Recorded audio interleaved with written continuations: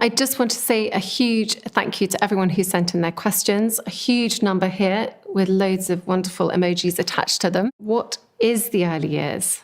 The monarchy has weathered many storms, from scandals to divorces and betrayals. However, nothing could have prepared the palace or the public for Kate Middleton's emotional collapse behind royal walls. What was supposed to be a peaceful afternoon at Kensington Palace, with no scheduled appearances or press, quickly turned into chaos. By evening, rumours spread across Fleet Street, and a senior royal advisor rushed to a waiting car, with medical personnel summoned to the scene. The Princess of Wales had fallen, both physically and emotionally. Hours later, the truth emerged. Prince William's rumoured affair was publicly confirmed. This wasn't from gossip websites or tabloids. It was backed by credible sources who provided substantial evidence of his involvement with Rose Hanbury, a woman very close to the royal circle. The rumours that had circulated for months were now undeniable. Kate was devastated and completely blindsided, though whispers about William's affair had followed her for years. This time, the evidence had come directly to her through private messages and confirmations of a betrayal, not just as a wife, but as the future queen. The palace quickly crafted statements, but none were released. The official explanation for Kate's health scare was dehydration, though many inside the palace knew better. It wasn't a medical breakdown, it was personal, emotional, and public. The internet exploded in response, with Team Kate trending across social media platforms. Royal watchers scoured old films, photographs, and strange absences, and began to piece together the story. What was once thought to be a perfect royal couple, Prince William and Catherine Middleton, now seemed broken. While the public saw them as poised and polished, behind closed doors, their relationship was crumbling. Royal insiders reported that as the pressures of royal life mounted, William became increasingly cold and distant. This change was compounded by Rose Hanbury's growing presence in their social circle.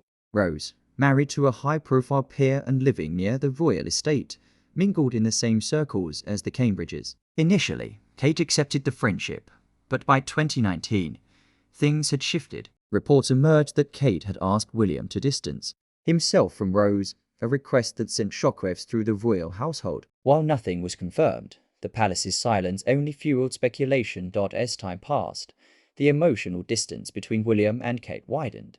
Though they publicly maintained a united front, their private lives were a different story. Kate, though diplomatic, quietly began seeking answers. She spoke with trusted aides, employees, and acquaintances, collecting fragments of information. The truth, while difficult to confirm, began to take shape. By late 2023, William and Kate rarely spent time together without a schedule. Their once strong emotional connection now severed, despite their public appearances. The emotional chasm between them had deepened. The whispers of Rose Hanbury, however, continued to echo through the palace, and when the truth finally broke, it wasn't just a personal betrayal, it was a crisis that shook the monarchy. The affair, which had been the subject of much speculation, was finally confirmed by an anonymous source close to Rose, who shared private details with a gossip blogger. Though the press in the UK remained silent, European tabloids ran with the story, and soon social media was flooded with images, old interactions, and hints that had been missed in the past. The palace's silence only increased suspicion. As more information leaked, it became clear to Kate that her suspicions were true. She broke down emotionally, not in anger, but in quiet devastation. She had been betrayed in the most personal way, and when the truth came to light, it shattered her world. The royal facade was torn down, and the world could no longer deny what had happened behind the palace walls. For months, Kate had heard rumours and noticed the growing distance between her and William. She had even questioned a staff member about Rose Hanbury's continued presence in their social circle. William, always calm and calculated, convinced her that there was just awkward tension between old friends. Kate, either believing him or wanting to, did not question it further. But when a trusted member of her team brought her the complete truth printouts of text messages and a schedule matching William's unexplained absences, her composure shattered. She didn't scream or cry. Instead, she stood still, frozen. The aide recalled how Kate's knees buckled, and she collapsed.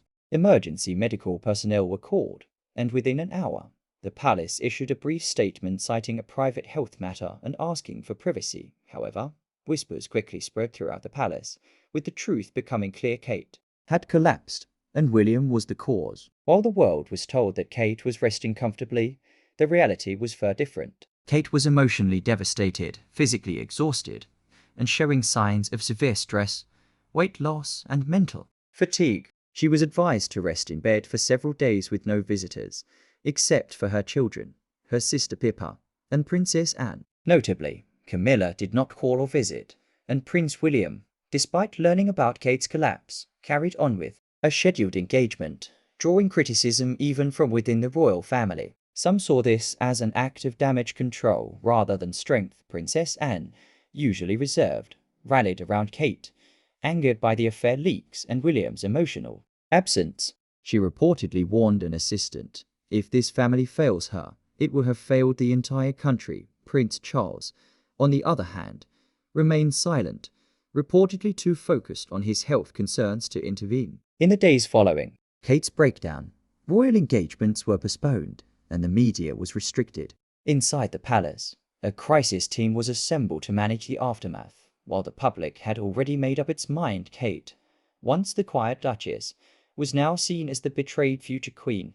The palace swiftly went into damage control mode, encrypting phone lines and issuing a media blackout, all while secretly attempting to prevent the real truth from emerging. Behind the scenes, the focus was on silencing the leaks and managing public perception. According to sources, William's private secretary issued orders to eliminate online criticism and track down the leak source.